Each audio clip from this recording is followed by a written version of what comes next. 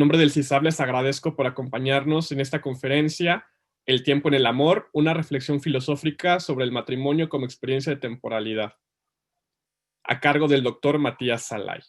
Este trabajo apareció publicado como texto en inglés en el número más reciente de nuestra revista de filosofía, Open Insight, cuyo enlace, para que puedan leerlo, lo dejaré en el chat de esta sesión.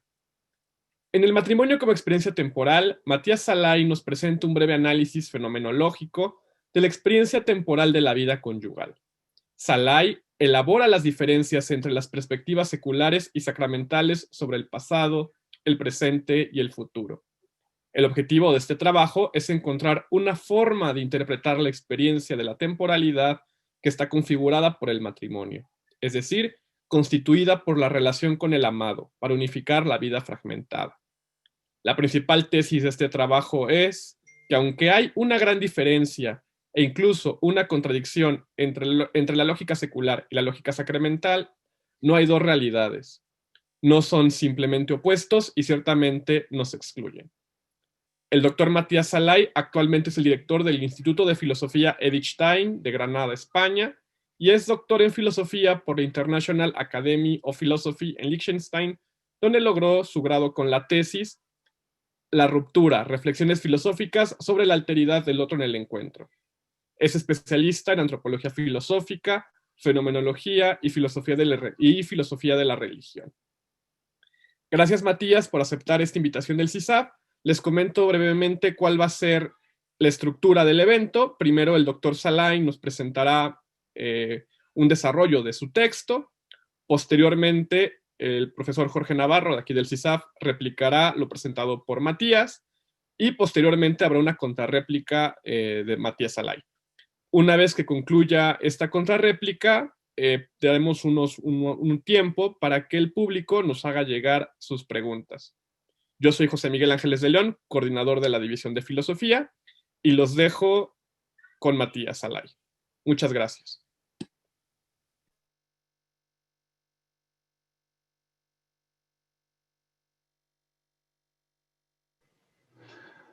Ahora sí.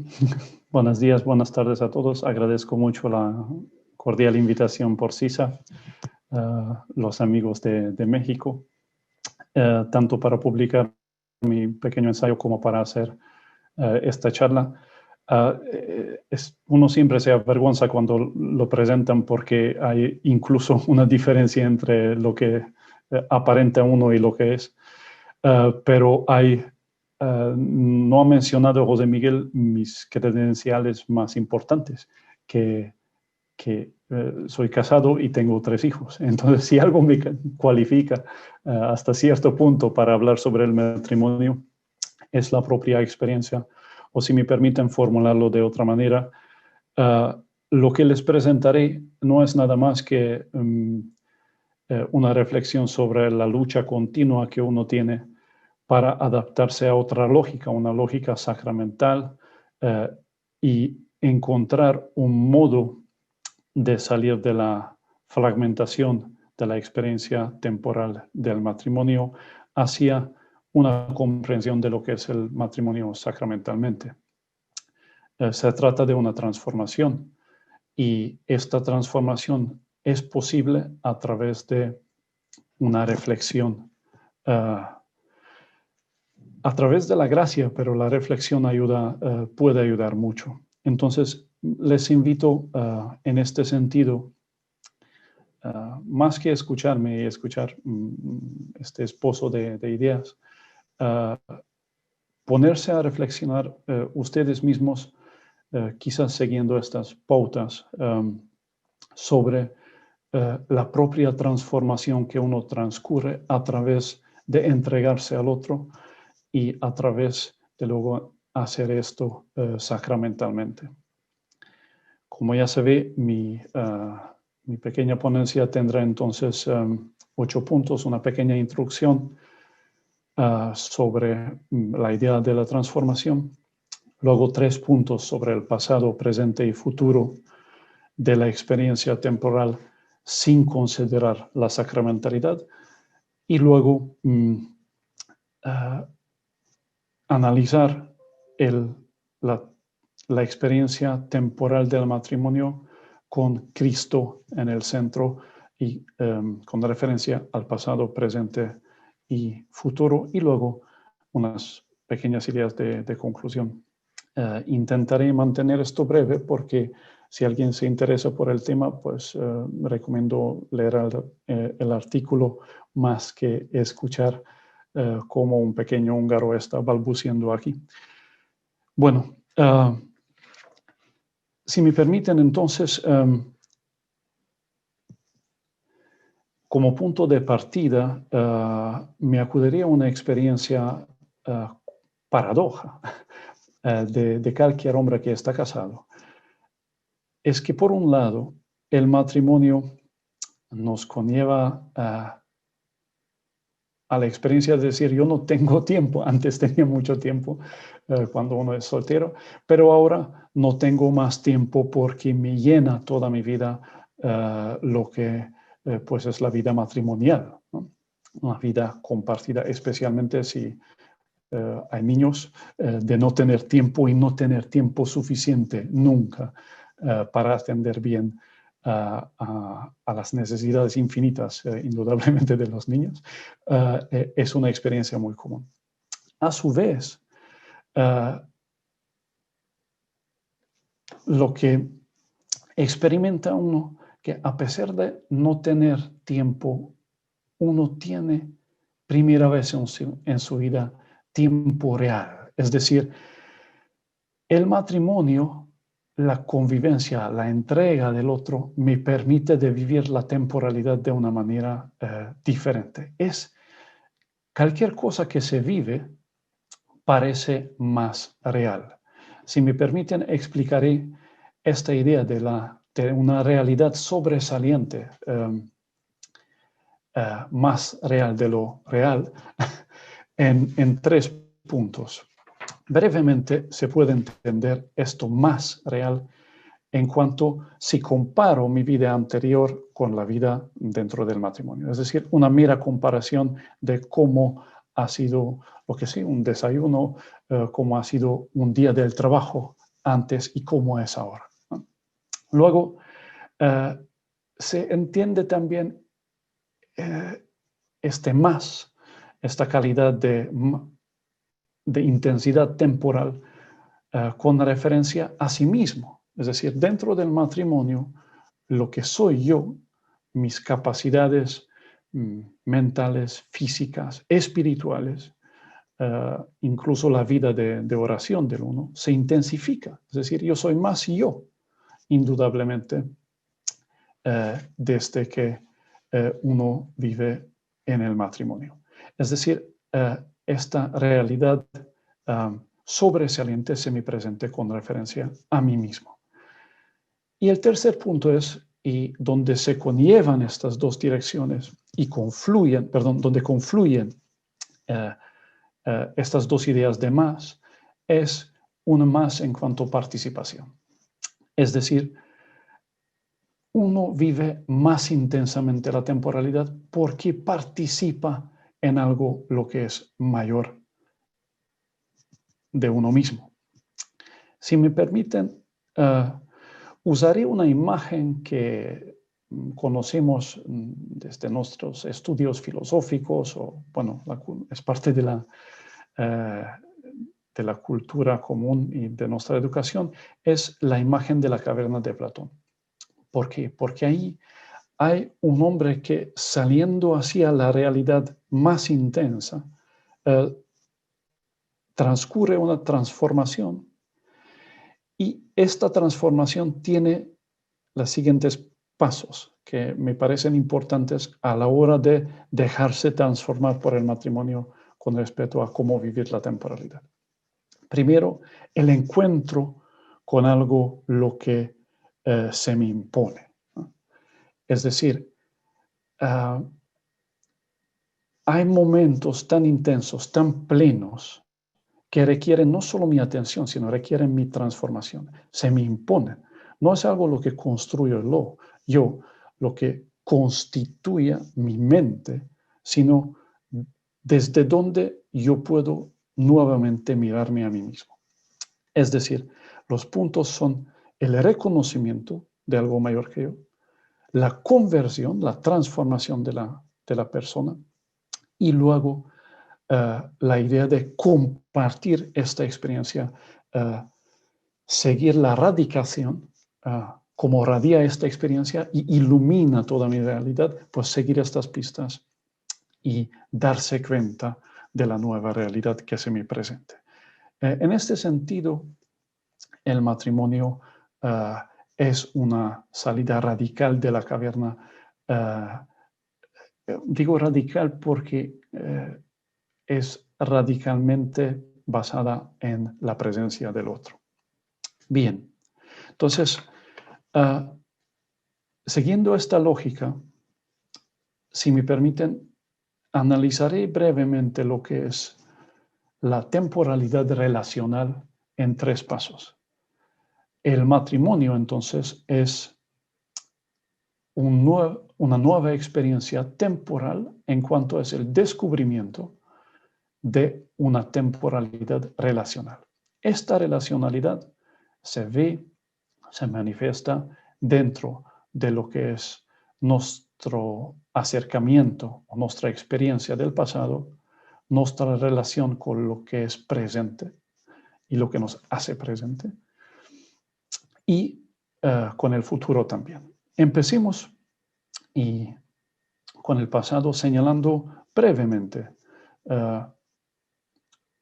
unos puntos nomás. Aquí se requiere una investigación mucho más contundente de lo que yo soy capaz de hacer y mucho más contundente de lo que el tiempo me permite hacerlo ahora. Entonces, simplemente señalaré algunos aspectos.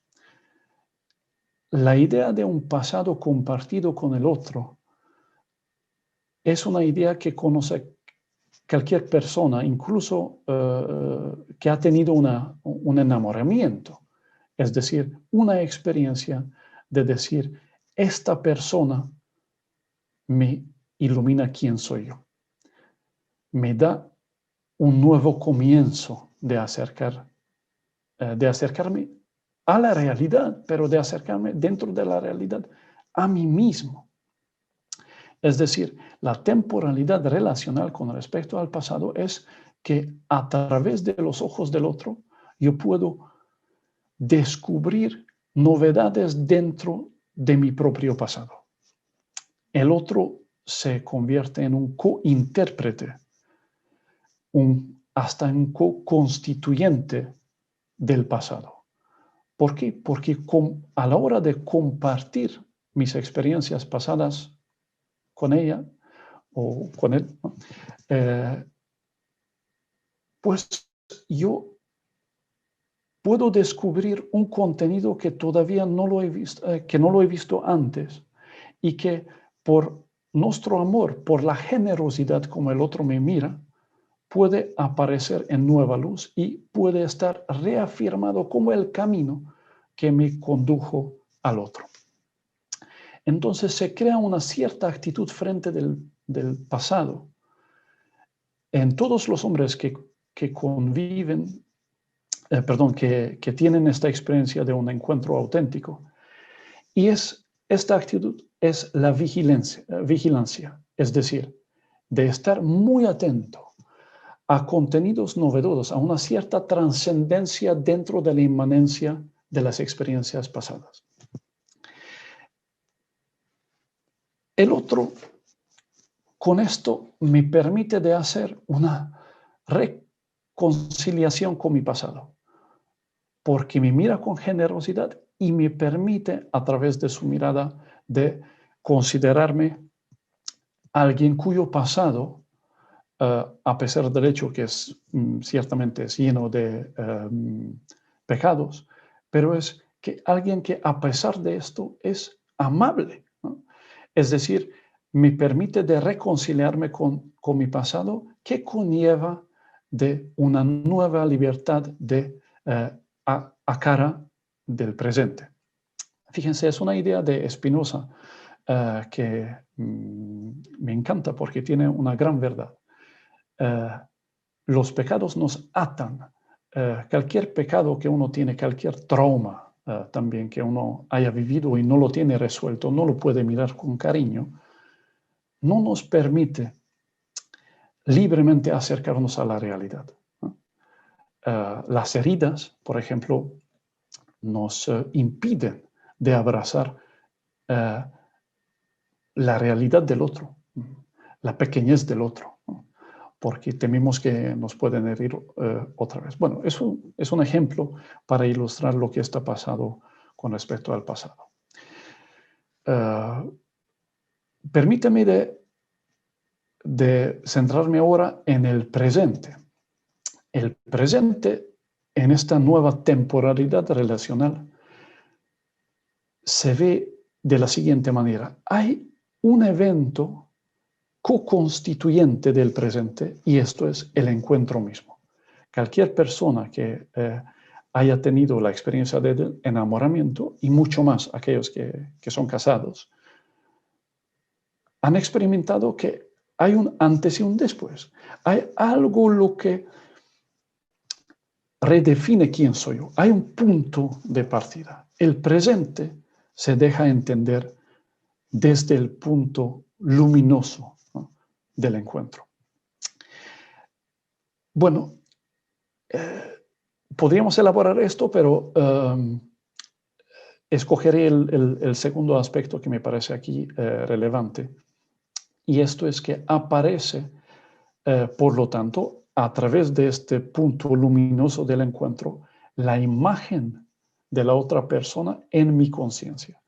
Aquí me acudiré a una expresión, si me permiten, filosófica que ha usado Juan Pablo II y luego tiene importancia para Dietrich von Hildebrand, también, que es la conciencia lateral. Esto es un término técnico que designa una experiencia que conocemos muy bien. Es decir, aunque yo no pienso temáticamente en mi esposa está en mis pensamientos, está presente en el modo como yo percibo la realidad. La transformación de mi gusto a través de mi esposa es un buen ejemplo para esto. Es decir, ciertas cosas que quizás antes me parecieron muy interesantes, bellos, atractivos, ya no son. Y luego hay otros que, porque la conozco y porque soy marido de ella, me aparecen en mi conciencia con absoluta relevancia, ¿no? Si me permiten un ejemplo personal, esto ocurre también con los niños, ¿no? O sea, en una de las pocas ocasiones que hemos podido salir con mi esposa sin los niños que tenemos, me acuerdo que pasó un coche que limpia las calles, una camioneta estas de limpiezas, y los dos con alegría hemos gritado como: ¡una camioneta de limpieza! Claro, eso es ridículo, no hacen esto los adultos, pero porque nuestro campo de percepción ha sido expandido por los hijos, este evento ridículo nos pareció sumamente relevante, ¿no?, como una fuente de alegría.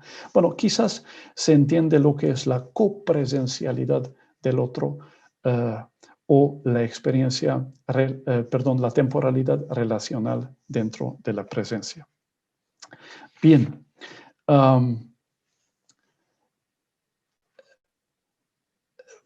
Explicaré un poco lo que pasa con el futuro.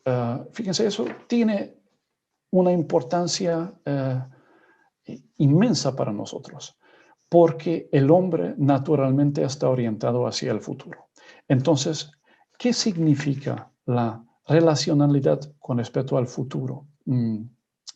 Bueno, significa algo tan simple como el modo de enfrentarse con el futuro, con el deseo en común de vivirlo juntos. Nuestra imaginación es una imaginación de la comunidad de nosotros con respecto al futuro. Y claro, aparece una generosidad con respecto al futuro del otro, hasta tal punto que afirmando la preciosidad de la existencia del otro, se puede decir uno con Gabriel Marcel que la otra persona no debería morir nunca. Es decir, hay algo en el futuro tan precioso, hay algo en el presente tan precioso que tiene que mantenerse en el futuro. Es la presencia del amado. Este punto me parece importante porque señala cómo a través de la otra persona se crea una apertura en nosotros hacia un futuro bueno. Es decir, empecemos a descubrir que sea lo que fuera el futuro, debe ser algo bueno en el fondo. Es decir, uno empieza a descubrir que el futuro no se mide a través de lo que es útil para mí o lo que es positivo para mí, sino se crea una conciencia de una positividad absoluta a la raíz de la experiencia de que se ha podido producir algo tan bello como el otro, ¿no? Es decir, empieza uno a caminar hacia de la afirmación absoluta del ser como algo que es un don positivo, que puede ser muy dramático, pero que me ha traído la otra persona, por lo tanto es originalmente bueno y por lo tanto se me da como algo originalmente bueno en el futuro. Esto quiere decir que el otro me enseña de vivir en la esperanza. Bien, podríamos decir más cosas así aquí también, pero quizás basta con señalar que se genera a través del otro una cierta generosidad a cara del futuro en mí y una generosidad de entenderse desde el don del futuro, que lo conozco porque lo he experimentado como algo positivo. Bien,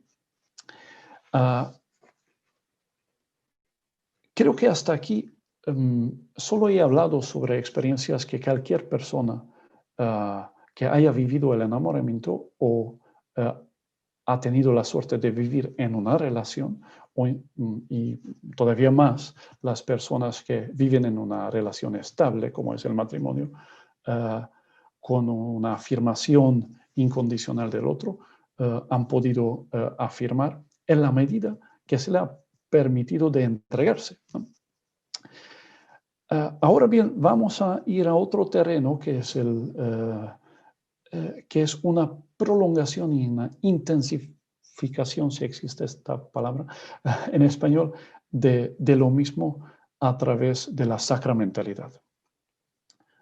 Bien, aquí se vive todo esto más intensamente porque se vive en relación con Cristo, dueño de todos los tiempos. Esto quiere decir que lo que es la dinámica dentro del ámbito del pasado que hemos vivido, ¿no? Una dinámica de co-constituir el pasado, aquí es una dinámica clarísimamente entre tres, entre lo divino, el otro y yo mismo. Claro, Cristo juega aquí un papel interesante que no solo se puede entender teológicamente, se puede entender a través de la fe, filosóficamente también. El papel que juega Cristo aquí me parece que es doble. Por un lado, extiende el pasado hacia un origen absoluto, es decir, al origen del mundo. A través de vivir la relacionalidad dentro del pasado, uno descubre que su relación ha tenido ya un pasado antes de conocer al otro. Y descubre que este pasado ha sido un pasado absolutamente positivo. Ha sido un pasado totalmente amado por Dios. Fíjense, esto permite una vigilancia a través de los eventos pasados, ¿no? A través de nuestro misterioso pasado. Hasta no solo de tal punto de decir, yo te he llamado antes de conocerte, ¿no? Que es sino también hasta decir que todo el pasado ha sido necesario y ha sido bello porque me ha llevado a mí a conocerte a ti mismo. Veo tu pasado dentro del contexto del pasado de toda la iglesia y con ello de toda la creación. Hay una formación increíblemente positiva del pasado del otro. Con lo cual, fíjense, aparece aquí un realismo nunca visto, ¿no? O sea, si eso es el trasfondo, si el trasfondo del pasado del otro es tan luminoso, ¿no? Si viene dado de Dios, entonces yo puedo ser más que realista con el otro. Puedo ayudarle a mirar a su pasado. Realismo aquí no dice crueldad, sino quiere decir que el otro puede estar afirmado con respecto a cualquier evento, sea el pecado más grande de su pasado. Bien, veamos lo que es la presencialidad que me permite la experiencia sacramental del matrimonio. A pesar de la crítica que hace Marx y otras personas a los cristianos que evitan el presente, yo lo creo que cualquier persona que vive su matrimonio, o al menos intenta sacramentalmente, entiende la demanda, el desafío y la belleza de vivir en el presente. Yo lo creo que los niños están siempre presentes. El fruto del matrimonio, el fruto de la sacramentalidad, este incontrolable presente que nos reclama son los niños. Es decir, la praxis del matrimonio es que hay que vivir en el presente. La liberación del pasado sirve para entregarse completamente en el presente. Tanto más es así porque para los que viven sacramentalmente el matrimonio, Cristo es presente. Es decir, el presente tiene un sabor escatológico. Nos deja saborear un poco lo que es la comunidad escatológica, la comunidad donde uno se siente completamente amado. Creo que los momentos bellos del matrimonio, tanto la entrega como la comunidad con los niños, nos conllevan, nos permiten de experimentar algo de lo que será nuestra comunidad escatológica, ¿no? Esto tiene un aspecto interesantísimo y eso es la sorpresa, ¿no? Yo veo que la actitud que se forma a través de transformar la persona en el matrimonio sacramental es una apertura a la sorpresa. Es decir, una apertura hacia un futuro que no surge del pasado, sino es un don absoluto que se me viene dado desde el futuro escatológico. La apertura a la realidad, sea como fuera, ¿no? Es lo que se practica y lo que se enseña uno al otro dentro del matrimonio. Esta actitud es lo que nos permite, francamente, de de vencer las tentaciones de la fragmentación, es decir, de una experiencia de la temporalidad dentro del matrimonio, donde se pierde uno esta unidad entre el pasado que llega hasta el comienzo absoluto de la realidad y el futuro absoluto de la comunidad absoluta con Dios que deseamos, ¿no? El presente se constituye dentro del matrimonio de la confluencia de estos dos polos a través de la presencia de Cristo, que es tanto dueño del pasado como dueño del futuro. Bien, creo que les he dado al menos brevemente una pequeña introducción de estos puntos y pues estoy curioso de escuchar las preguntas y la respuesta de don Jorge. Aquí termino y agradezco por su paciencia y atención.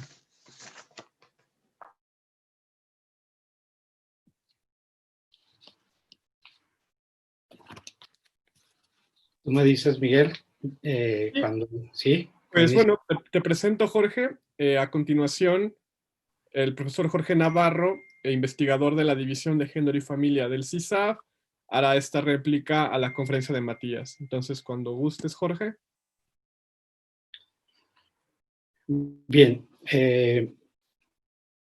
yo sí voy a leer mi réplica porque al leer el texto me he percatado inmediatamente de estar, digamos, frente a un planteamiento que significaba un enriquecimiento de ciertas cosas que yo o entendía o intuía cuando menos respecto de tanto de la relación matrimonial, el vínculo matrimonial, como también de la temporalidad, ¿no? Pero este paso, digamos, esfuerzo de unir estas dos, digámoslo así, realidades, estos dos aspectos, digamos, me ha ayudado a descubrir, por decirlo así, una realidad nueva. La otra es que en el texto que yo he preparado, naturalmente he seguido algunos de los pasajes de la presentación o de la exposición que ha hecho Matías, no por afán de repetir o de hacer una síntesis de lo que ya está ahí escrito y que en todo caso expresaría mejor que lo que yo pudiera decir, sino más bien porque quizás son aquellos puntos que me han resultado particularmente significativos y incluso podría decir donde encuentro justamente este enriquecimiento, digamos, la fuerza de este intento, ¿no? De pensar la temporalidad o lo que significa la temporalidad en la experiencia, digamos, matrimonial, ¿no? Entonces,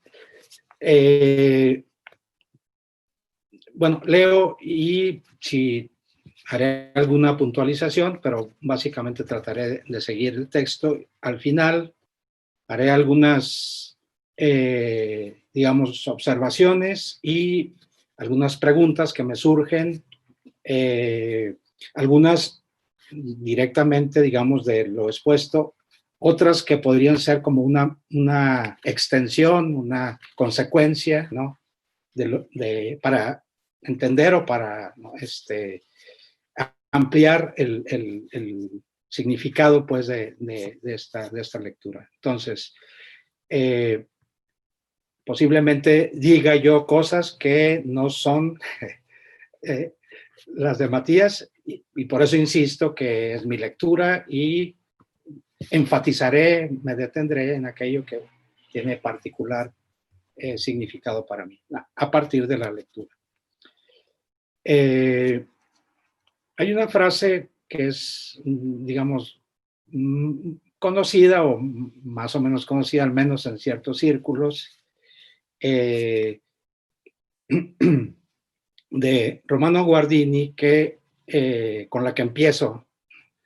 Dice Guardini: en la experiencia de un gran amor, todo el mundo confluye en la relación yo-tú, y todo cuanto acontece se convierte en un acontecimiento dentro de su ámbito. Una segunda frase, también conocida, de Manuel Munier, que dice: el acontecimiento será nuestro maestro interior. He recordado estas dos conocidas frases porque a lo largo de la lectura de este ensayo he tenido la impresión de estar descifrando un aspecto esencial de lo que ambas expresan: la relación interpersonal, el amor, la relación yo-tú y el acontecimiento, y que podía vislumbrar algunas consecuencias de gran importancia. Tales consecuencias son unas de orden teórico, sin duda, pero las más interesantes tienen que ver con la vida, eso que se recoge en la palabra experiencia presente en el título. Por diversos caminos, el pensamiento actual ha reclamado la necesidad de un método de reflexión que supere los modelos intelectuales de una racionalidad abstracta a la que le es difícil pensar lo concreto, al singular, como no sea en términos de un individuo de una especie, dentro de conceptualizaciones generales y relaciones lógicas. Ni tampoco el empirismo moderno ha podido acercarse adecuadamente a las realidades particulares y concretas que se desintegran en una diversidad de impresiones y cuya unidad acaba por reducirse a un constructo mental que, por ser tal, no abre un acceso a las realidades particulares, especialmente aquellas que son objeto de nuestro mayor interés. A través de la teoría Gestalt y de la fenomenología, por ejemplo, se han dado pasos importantes hacia la formulación de un método fundado en la experiencia. En otros casos, las filosofías de corte vitalista, aun con sus posicionamientos antirracionales e intuicionistas, han fortalecido una crítica al racionalismo y al cientificismo y han puesto de manifiesto la oposición entre razón y vida, haciendo resaltar la radicalidad de la experiencia personal, de la vida vivida, que excede las construcciones conceptuales o las reducciones culturales ideológicas. Creo que este ensayo se mueve, digamos, en dos, digamos, dentro de dos premisas o dos ejes, ¿no?, que quiero explicitar, ¿no?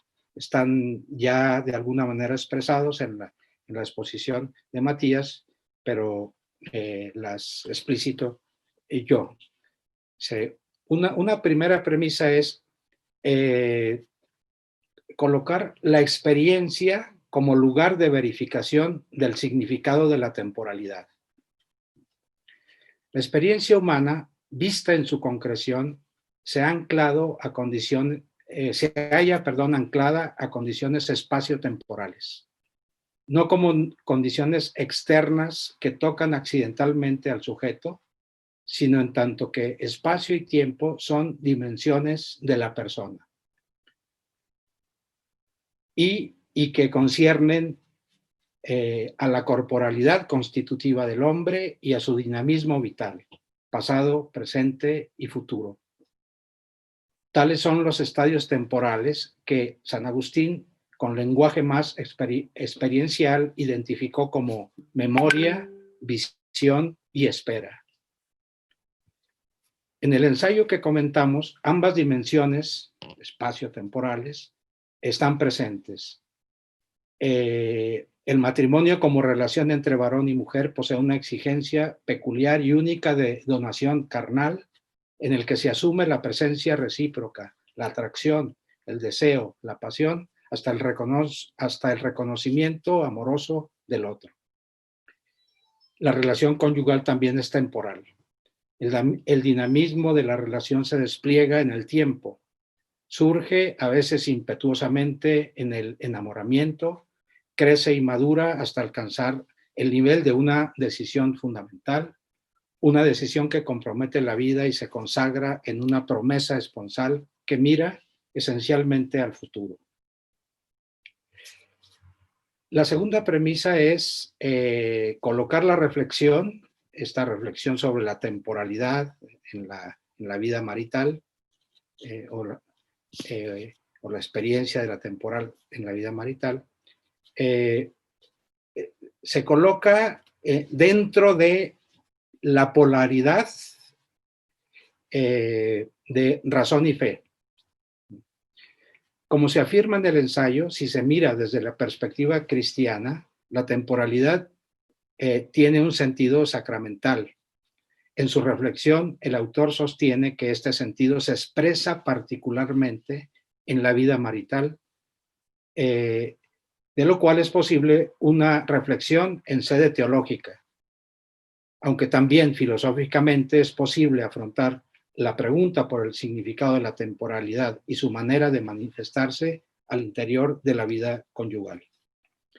Ambas perspectivas, siendo diversas, pueden enriquecer y profundizar la comprensión de esta misma temática, a condición de no convertir la lógica sacramental y la lógica secular en dos realidades separadas, ni conferirles un estatuto ontológico homogéneo, como dos opuestos que se excluyen, abriendo así un abismo entre gracia y naturaleza. Los recursos y aproximaciones que la razón filosófica hace para acercarse a esta realidad son de utilidad para la reflexión teológica, y desde esta se ofrecen intuiciones que pueden ampliar el horizonte de la comprensión racional. Se abre así una reflexión que se mueve entre dos polos, lógica sacramental y lógica secular, los cuales constituyen una oposición polar en términos de Guardini, que sin ser ontológicamente homogéneos, no se excluyen ni se anulan recíprocamente. Entre estos polos se crea el campo de observación de los fenómenos, que en este caso interesan la experiencia de la temporalidad conformada en el matrimonio. Admitida la posibilidad de la relación entre fe y razón, veremos aquí esa relación operante dirigida a comprender fenómenos fundamentales de la experiencia de las personas. Un primer punto lo he titulado de la experiencia de la temporalidad en la vida marital al reconocimiento del tiempo real.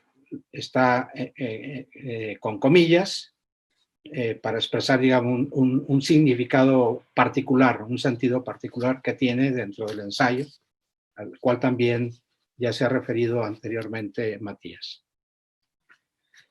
En la descripción y el análisis del contenido de la experiencia del tiempo en la relación conyugal, advertimos que hay un paso decisivo al descubrir que lo que ahí es nombrado como tiempo real, al descubrir lo que ahí es nombrado como tiempo real. Hay una situación paradójica. Ocurre que aunque el hombre o mujer casado se percata de no tener tiempo, o que su tiempo ha quedado absorbido en las ocupaciones y cuidados de la relación, también llega a reconocer que a comparación con el tiempo anterior de soltería, el tiempo entregado a la familia se considera valioso por sí mismo y es tiempo real, más valioso. En esta expresión tiempo real, la carga de significación está en el término real, de manera que la experiencia de temporalidad dentro del vínculo matrimonial es experiencia de realidad. La palabra que el autor utiliza para expresar esto no es reality, sino realness, con la cual se hace énfasis en el sentido de realidad más plena. Matías nos plantea 3 modos articulados, él ya lo refirió en su exposición, los recuerdo simplemente, 3 modos articulados entre sí que permiten descubrir el significado de esta plenificación. Se puede afirmar, en primer lugar, que es una realidad más grande el hecho de que las acciones y decisiones personales tengan un efecto en el mundo de vida de otros, como en efecto ocurre en las decisiones personales cuando se viven en el matrimonio. En segundo lugar, en la relación hay un acrecentamiento del ser derivado del vínculo, como poder ser un buen marido o una buena esposa, una buena madre, un buen padre. Al margen, por el momento, de cómo se puedan definir estas cualidades, es claro que solo se pueden realizar dentro de una relación. Y la tercera y más importante forma del vínculo matrimonial como experiencia de tiempo real, la determina el hecho de que en él se participa de una realidad más grande que además se revela como un desafío, como el desafío, digamos, de el ascenso de la caverna, ¿no? Esta transformación, etcétera. El vínculo mismo es resultado de un encuentro interpersonal. Por tanto, cada uno se encuentra con el otro como persona y esto quiere decir encuentro, encuentro con una realidad más grande. En el vínculo, la vivencia de la dedicación y el compromiso con el otro implica una tarea a partir del reconocimiento de su vocación personal que se despliega en el tiempo. La vocación personal siempre es una, digamos, una llamada, lo señala particularmente Matías, ¿no? Y un destino, por lo tanto, es algo que tiene que desplegarse temporalmente. La experiencia del tiempo al interior de la vida marital se constituye relacionalmente. Y creo que aquí es otra clave fundamental. A esto el autor lo llama temporalidad relacional.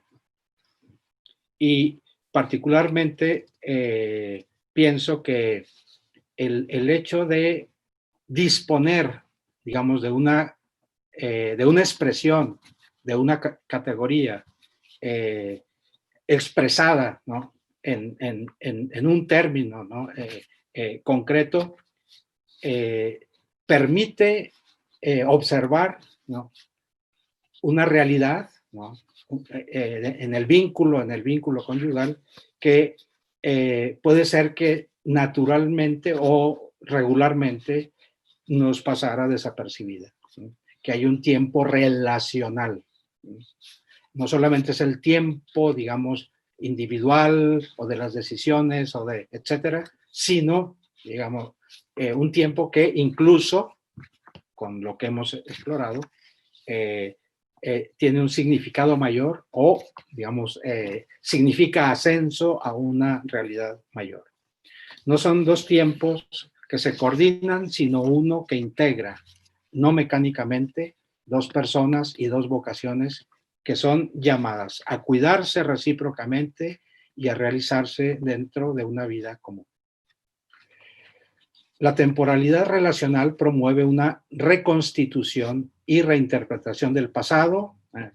Hago aquí un paso breve por la explicación anterior del pasado, el presente y el futuro. A partir de la presencia del otro y de la realización proyectiva del vínculo común. significa esta temporalidad relacional principalmente una orientación hacia el futuro. Esta es la dimensión de la temporalidad más decisiva para entender en qué consiste participar en una realidad más grande, porque la persona no es una realidad dada, es decir, que está ahí, sino que es futuriza, para usar la caracterización de Julián Marías. Está en camino, porque está llamada, singularmente evocada a un destino que se realiza en el tiempo y al que, sin embargo, trasciende. Ser persona, dice el mismo Julián Marías, es ser siempre más. La condición futuriza de la persona supone que lleva implícita una expectativa hacia un destino. Es decir, una expectativa de la realidad que nos espera. Una realidad más grande o bien puede ser la nada. En una postura egocéntrica propia del individualismo, se puede tener una expectativa muy alta o, por el contrario, ser un pesimista respecto del destino último. En cambio, como bien lo señala Matías, la orientación hacia una trascendencia total más allá de la muerte se desarrolla particularmente, o se desarrolla más en el vínculo matrimonial, porque el amor por la persona amada reclama su felicidad total y la de ambos, que quedaría desmentida si la realidad última fuese la muerte. Hablando sobre su situación personal tras la muerte de su esposa, Fernando Savater, un agnóstico que es muy conocido, responde que no cree en Dios, pero estaría dispuesto a creer en el Dios de lo imposible si eso significara la resurrección de su esposa, cuya muerte lo ha dejado en profunda soledad y vacío. Segundo punto, la específica relacionalidad sacramental del tiempo en el matrimonio cristiano. Creo que expreso incluso más brevemente y limitadamente lo que ya Matías ha expuesto. Al final se plantea la cuestión sobre la experiencia. Al final del ensayo, ¿no? Se plantea la cuestión sobre la experiencia de la temporalidad en el matrimonio, su transformación y novedad cuando ésta se vive como experiencia cristiana, a la luz de la revelación y dentro de un camino en el que Cristo obra como Señor del tiempo y de la historia. Y cómo en esta experiencia se transforma y planifica aún más y con mayor certeza el camino temporal de la vida conyugal en sus varios momentos, pasado, presente y futuro. El pasado de la persona y el de la pareja misma forman parte de una historia grande, una historia que arranca desde el seno de una relación originaria, amorosa en la Trinidad, y que alcanza a cada persona y a cada matrimonio, asegurando la bondad insuprimible del origen y del destino de las personas. Un amor que acoge y salva a cada persona de sus faltas y sus pecados en el concurso de la libertad del hombre y la de Dios. Todas las relaciones, a modo de conclusiones, y abro algunas preguntas. El tiempo de la persona es biográfico. Adquiere en el vínculo marital una tensión hacia un nosotros. La vida personal se tensiona hacia una unidad, como ya decíamos antes, más grande. No sabemos muy bien por qué en la narrativa biográfica difícilmente se integra la narrativa de un nosotros, como si hubiera una dificultad para darle argumento a esa realidad más grande a la que se accede en la vivencia del vínculo matrimonial.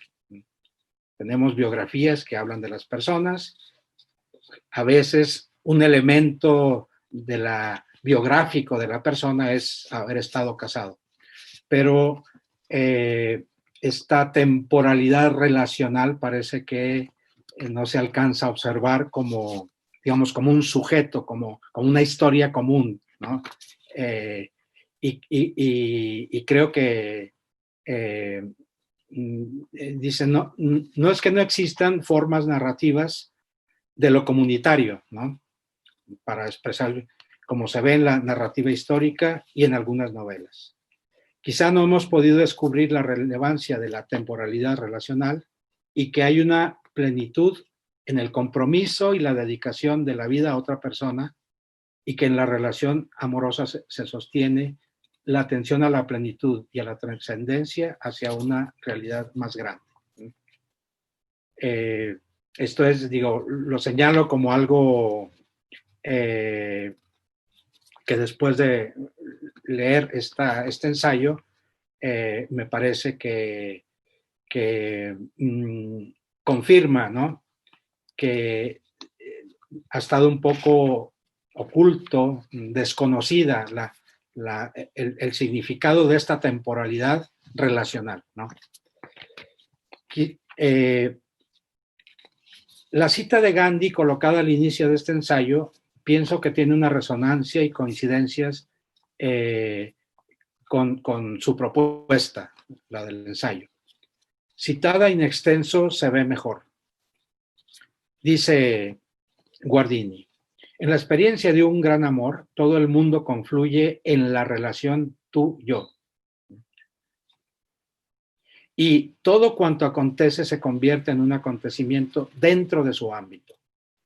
El elemento personal al que se refiere en último término, el amor, y que representa la más elevada entre las realidades del mundo, penetra y determina todo lo demás: espacio y paisaje, la piedra, el árbol y los animales.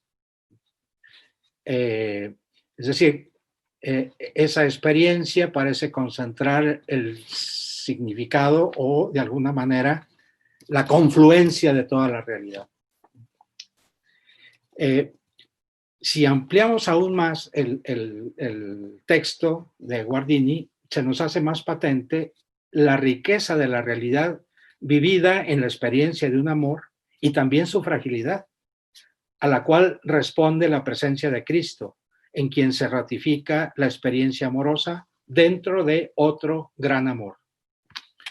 Dice Guardini enseguida, dice, todo ello es cierto, pero tiene lugar solamente entre este yo y este tú. Cuanto más vidente se hace el amor, tanto menos pretende, sin embargo, que lo que para él constituye el centro del mundo ha de revestir también esta cualidad para los demás. Una pretensión de esta especie podría ser sincera desde el punto de vista lírico, pero constituiría por lo demás un desatino. Esta experiencia de plenitud se nos convierte en un desatino. Para la doctrina cristiana, en cambio, la situación es otra. La doctrina cristiana afirma, en efecto, que por la humanización del Hijo de Dios, por su muerte y su resurrección, por el misterio de la fe y de la gracia, toda la creación se ha visto exhortada a abandonar su aparente concreción objetiva y a situarse como bajo una norma decisiva, bajo la determinación de una realidad personal, a saber, bajo la persona de Cristo. Una observación que me permito hacer a la temática del ensayo es la muy escasa referencia a la libertad. A pesar de que la experiencia de la temporalidad se considera ligada a la plenitud de la realidad de la persona, la observación viene a colación si tenemos presente que, por ejemplo, la exploración bergsoniana de la vida psíquica, hecha de duración, es decir, pasado, presente y futuro, también era una exploración de la libertad. la libertad en sus relaciones con el espacio, como él mismo dice al inicio del ensayo sobre los datos inmediatos de la conciencia. Algunas preguntas. Pensando en las dificultades que experimentan las familias cristianas y la casi nula comprensión del sentido de plenitud de realidad que se vive en el vínculo esponsal, no sé si se puede abarcar dentro de los fenómenos de lógica secular el que las parejas que llegan a decidir compartir su vida expresan su compromiso para siempre y sin embargo con una reserva. Sí, pero. Tienen delante los signos sacramentales, pero ya no pueden leer su significado y consideran razonable la posibilidad de ruptura de los vínculos. Pregunta. Tener delante los signos y ya no entender su significado, ¿corresponde a una forma de lo que se ha llamado lógica secular? Otra pregunta. Amoris Laetitia se refiere al individualismo de la siguiente manera. Hay que considerar el creciente peligro que representa un individualismo exasperado que desvirtúa los vínculos familiares y acaba por considerar a cada componente de la familia como una isla, haciendo que prevalezca en ciertos casos la idea de un sujeto que se construye según sus propios deseos, asumidos con carácter absoluto. A la luz de la dinámica de planificación que nos muestra este ensayo, ¿el individualismo representa un fracaso de lo humano? ¿Cómo se puede evaluar este fenómeno? Muchas gracias. Gracias, Jorge, por tu réplica. Ahora Matías tiene un tiempo para una contrarréplica. Adelante, Matías. Bueno, muchísimas gracias por estas observaciones que yo he anotado muchas de sus ideas y agradezco mucho porque primero lo han explicado lo que yo intenté balbuceando explicar aquí en una forma mucho mejor, más profunda, más filosófica y también ha abierto usted nuevos horizontes. Si me permite, voy a centrarme en 3 puntos, en su crítica sobre la mención escasez de la libertad y quizás explicar esta dimensión y luego ofrecer algún tipo de respuesta a estas grandes preguntas que no me siento muy capaz de ofrecer una respuesta acertada, pero quizás podemos matizar algunos puntos.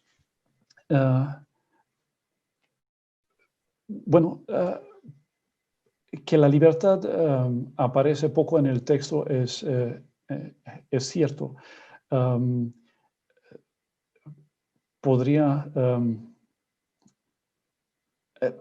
Fíjense, el ámbito de la libertad aquí aparece como libertad de interpretación, ¿no? Libertad de interpretación de la temporalidad, del pasado, del presente y del futuro. Es, desde luego, concebida esta libertad como una libertad que se practica y que se entiende dentro de la comunidad. La gran diferencia que intento hacer aquí es un acercamiento a la temporalidad donde predomina la idea de mi tiempo, ¿no? Contrastado esto con la experiencia de las personas casadas que no tienen tiempo privado, ¿no? Pueden recluirse, o sea, pueden, tanto los esposos como las esposas necesitan tiempo para sí, para estar juntos, necesitan tiempo de oración, ¿no? Pero esto no es tiempo para mí, es tiempo más intensamente dedicada a los demás, es más intensamente una temporalidad comunicativa. O sea, creo yo que la libertad se experimenta y se crea y se cultiva dentro del ámbito de la oración. ¿Qué es la oración? Pues es En este sentido, bueno, no defino la oración, pero en el contexto actual, si me permiten, es ponerse delante de Dios, que es el Señor de los tiempos, es decir, considerar la propia vida, al menos una dimensión de las oraciones de las buenas mujeres, es considerar la situación actual de la familia en un contexto que es el contexto más amplio posible. Es decir, desde la creación hasta la comunidad que nos espera. Y entender libremente, o sea, en este contexto, el acontecimiento actual, lo que me reclama en cuanto a mi familia. Es decir, reconsiderar que yo estoy llamado desde mi pequeño contexto a reponerme en el contexto más amplio de la realidad y buscar ahí y reconsiderar ahí mi destino, ¿no? Respondiendo al reclamo del amor de la familia. Entonces, la libertad se configura dentro de este ámbito. Por lo tanto, la libertad se entiende aquí una libertad en cuanto a disponibilidad para los demás. Es, desde luego, un concepto de libertad interpersonal, no es mi libertad, no es libertad de algo meramente, ni siquiera es una libertad para algo, es una libertad de algo en cuanto a hacerme libre de toda la carga posible de mi pasado y considerarme y considerar la comunidad, la que me constituye, desde un futuro que se me da como un don absolutamente bueno, ¿no? Es decir, es una libertad, si me permite, totalmente creativa, co-creativa. Por lo tanto, puede ser fructífero. O sea, los matrimonios se destacan por ser fructíferos. El fruto del matrimonio, temporalmente dicho, es un futuro absolutamente descontrolable, que se llama los hijos, ¿no? Y quiero subrayar que incluso los matrimonios que todavía no tienen o no podían tener, o en fin, que no tienen hijos físicamente, son matrimonios porque pueden vivir esta disponibilidad plena hacia el futuro, que es una disponibilidad co-creativa. Es decir, no simplemente pasivamente me pongo a la disposición de Dios, sino colaboremos juntos desde una comprensión de lo que es mi amada y mi misión o mi destino. Entonces, eso sería mi breve respuesta con respecto a libertad. Esta libertad, insisto en esto, es una libertad de una hermenéutica comunitaria de interpretar los signos de los tiempos. Y por lo tanto, como no es comunitaria, desde luego ahí al aspecto de bueno, o sea, para nosotros cristianos, lo paradójico de la libertad es que nosotros somos libremente esclavos de una voluntad de Dios. Buscamos de someternos a una voluntad. Claro, esto se entiende dentro de la interpretación de lo que son los acontecimientos en cuanto a pasados, presentes o futuros, ¿no? Bien, no sé si usted quiere decir algo y yo me callo por un momento. No, te agradezco esta respuesta porque entonces lo que nos estás diciendo es que también hay que pensar la libertad dentro de la lógica de esta temporalidad relacional, ¿no? No sustraerla o no como solo como autoafirmación o autoconstrucción, ¿no? Y creo que es una idea de libertad que a la que difícilmente tenemos presente. Pero gracias. Sí, quizás otra vez la analogía del niño es lo que nos ayuda, ¿no? El niño es un signo de libertad, precisamente porque me exige de hacer generosamente con mi interpretación de lo que es el ser. No puedo imponerme, ¿no? Sino mi libertad consiste en liberar al otro para su propio destino. Es la dinámica, es decir, es una libertad vivida como la plena disponibilidad a lo que se me reclama ahora dentro de un contexto comunitario, lo que es del matrimonio. Entonces, yo no puedo contestar a su pregunta muy difícil de por qué las personas quieren vivir juntos y por qué no pueden esperar hasta que contraer un matrimonio sacramental. Pero quizás es importante señalar aquí un punto. Hablo de mí mismo, si me permite. Yo solía tener un acercamiento a la realidad que es marcado por un moralismo, ¿no? Y intento de curarme de esto, como mi esposa y mis queridas colegas intentan curarme de esto también, por lo que les agradezco. Es decir, mirar a estas realidades como lo que deberían hacer y no hacen, quizás obscurece lo que hay una realidad anterior a esto. ¿Y cómo caracterizar esta realidad anterior de unos actos moralmente relevantes? Es una percepción de la realidad que yo lo caracterizaría como no suficientemente poética. O sea, yo creo que donde es nuestra responsabilidad de los cristianos es vivir nuestros matrimonios poéticamente. ¿Qué significa esto? Significa de una generosidad de interpretar la realidad y interpretarlo en la clave de un evento increíble, que Dios se ha hecho hombre. Y con esto la santidad, lo sacramental, está presente entre nosotros. Si lo sacramental está presente entre nosotros, en nuestra realidad, se hace vida, entonces requiere de ser nombrado, requiere de ser interpretado, más nos interpreta, ¿no? ¿Cómo hacer esto sin ser poético? Eso es lo que... O sea, ¿cómo vivir la sacramentalidad de una misa y no convertirse en un poeta? No convertirse en un poeta a la hora de interpretar los eventos familiares.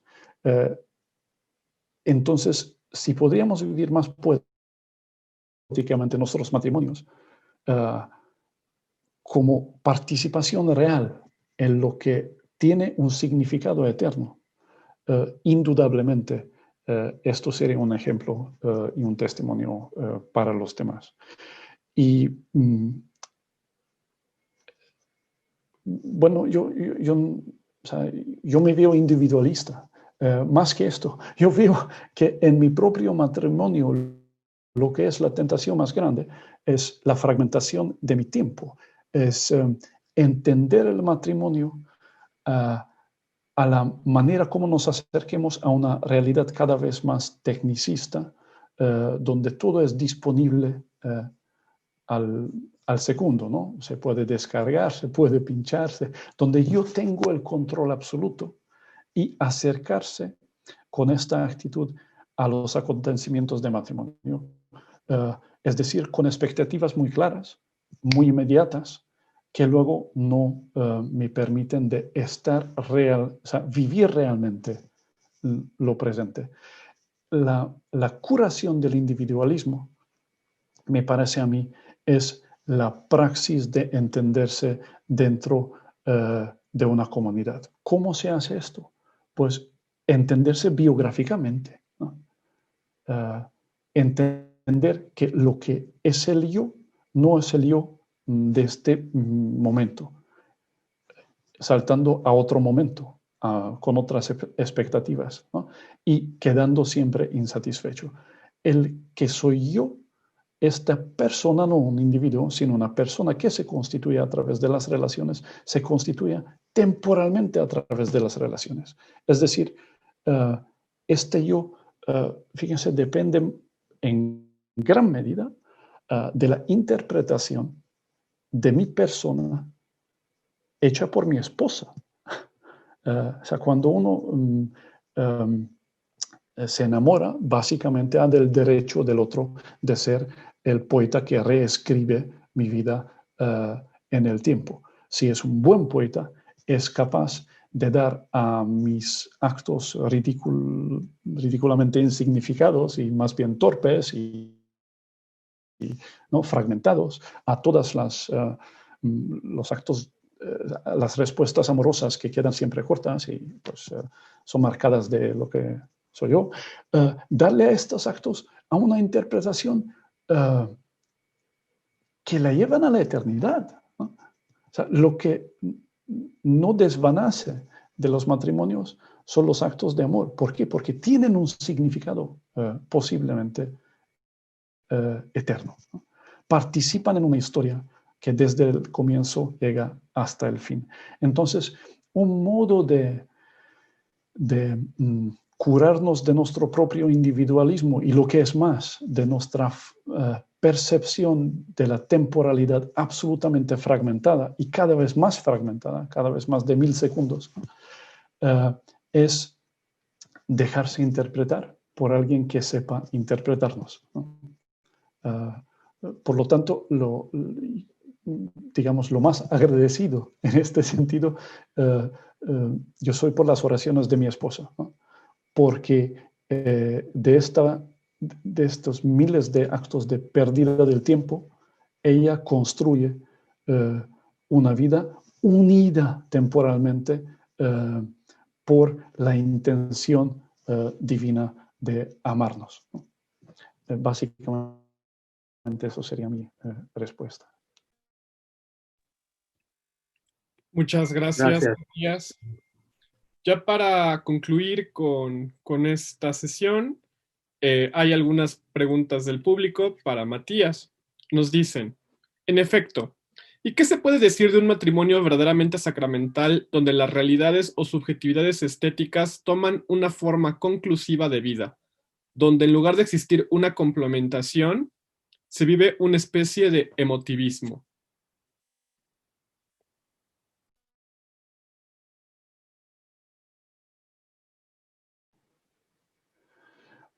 Qué pregunta más difícil, ¿no?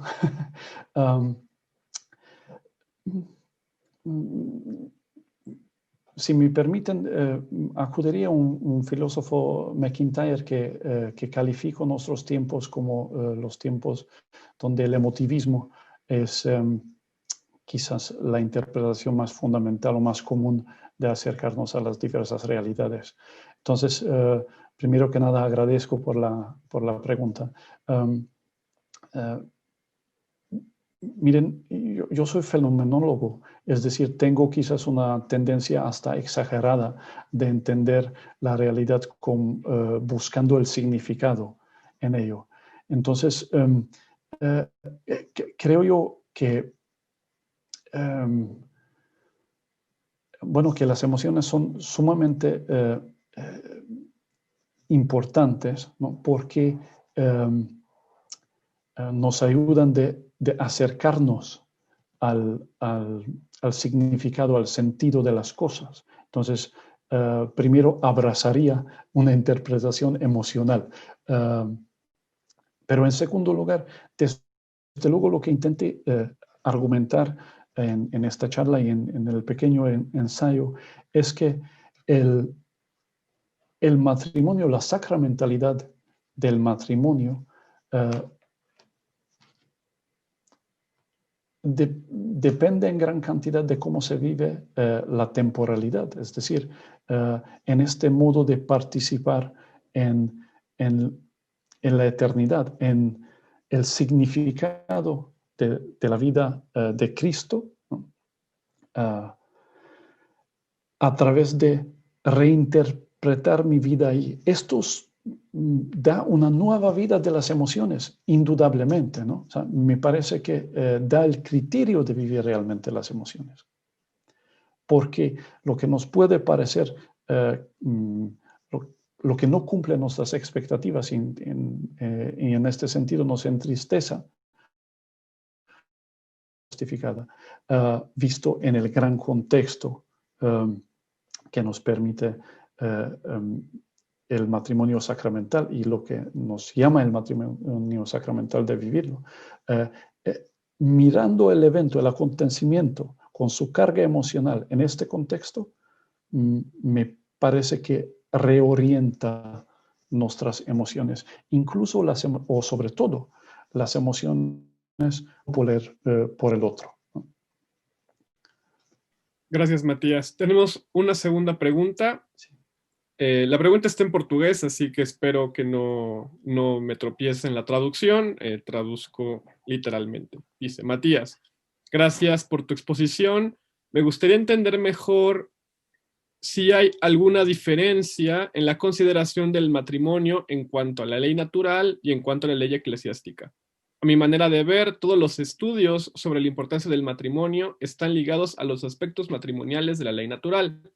No en tanto, la Iglesia recomienda a los católicos el casamiento sacramental.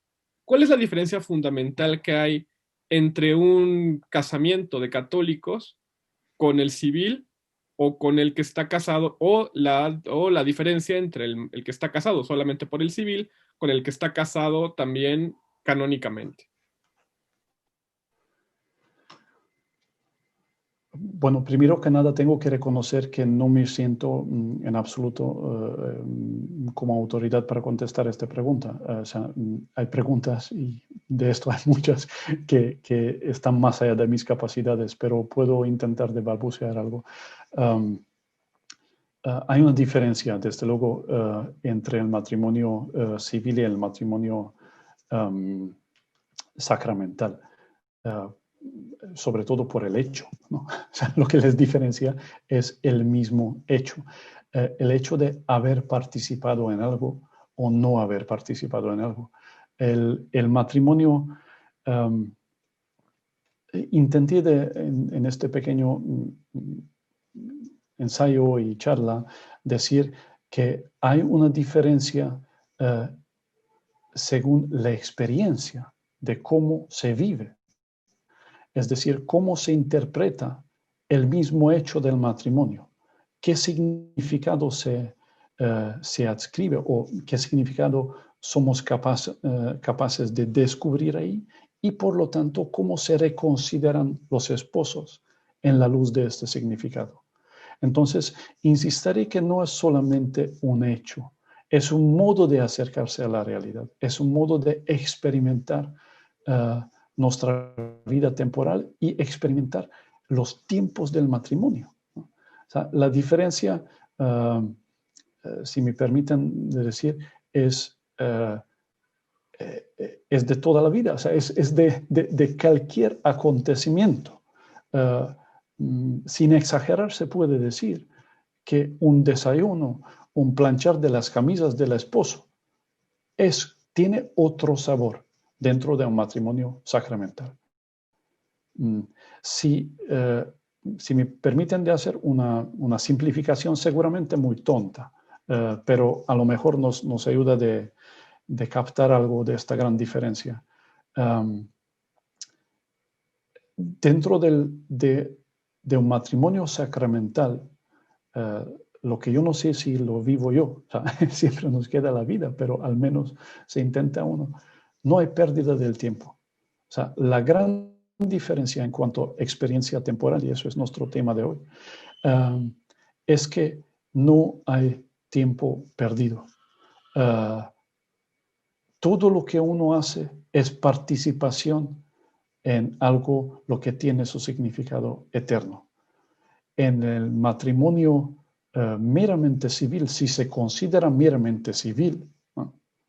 Y se afierra a esta interpretación, cosa que es increíblemente difícil, Yo lo creo que hasta imposible. O sea, los matrimonios civiles no son meramente civiles. Tienen más apertura, o sea, si me permiten, más potencia que actualidad de un matrimonio sacramental. Pero están entrando, están en contacto todo el tiempo con lo que es la experiencia sacramental. Pero si se supone que hay algo como un matrimonio meramente civil, cosa que yo dudo, entonces se destacaría en el hecho de que se puede perder uno el tiempo, que sería pérdida de tiempo todo lo que no satisface mis expectativas, lo que no va hacia un futuro determinado, incluso pensado juntos, ¿no? O sea, donde no hay esta generosidad de asumir y decir un sí completo a la realidad en cuanto tal. En la realidad, como don Jorge nos ha enseñado, que incluye toda la creación, ¿no? Desde el comienzo hasta su finalidad. O sea, ¿cuál es la diferencia? Es la capacidad de decir amén a todo lo que acontece y a todo lo que se nos da. Yo considero todos los matrimonios que son meramente civiles como lugares de experimentar la sacramentalidad del matrimonio. Quizás no del hecho, pero o sea, el amor de Dios se nos da. El amor del otro generosamente entregado permite de tomar contacto con la realidad. Y esto ocurre indudablemente, no solo en los matrimonios civiles, sino, bueno, temo que en todas las relaciones donde el amor informe la relación.